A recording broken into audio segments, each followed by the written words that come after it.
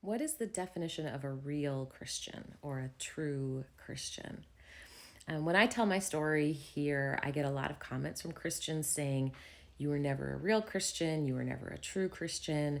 And so I think it makes sense to try and figure out, okay, so what counts as a real Christian? Usually I'll answer that by explaining the time and energy that I put into a relationship with what I thought was God, explaining the dedication I had, the sincerity of my belief, the time I invested studying and praying. But when I do that, I often get the response that, well, no, that means you were just about works, and works aren't what save you. And so basically saying that it doesn't matter what, even if it looked like you were a Christian, what really matters is what you believed, and you have to be saved. So then I think maybe the simplest definition of a Christian is someone who has had that moment of being saved, right? Of accepting Jesus into their heart. And I think that's simpler, but for some reason, people don't seem to accept the fact that I did that. So if I say, yeah, I was saved, like I had accepted Jesus into my heart, I had believed. And I think it's interesting that that's still not enough for people. Maybe they say that, well, you just never really believed. You thought you believed, but you didn't.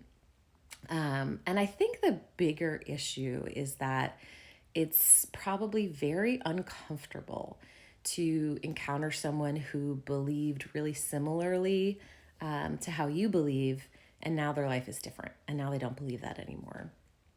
Because if it can happen to me, then maybe it can happen to someone else. And I think that that's an uncomfortable place to be. But as uncomfortable as that is, that doesn't mean that I never believed. And it doesn't mean that anyone is in the position to judge anyone else's experience. So if you are deconstructing and you're trying to tell your story and someone tells you you were never a real Christian, even if you press them on what a real Christian is, they may not give you an answer that is concrete, or they just may not believe you, which sucks. But I do want you to know that you're not alone.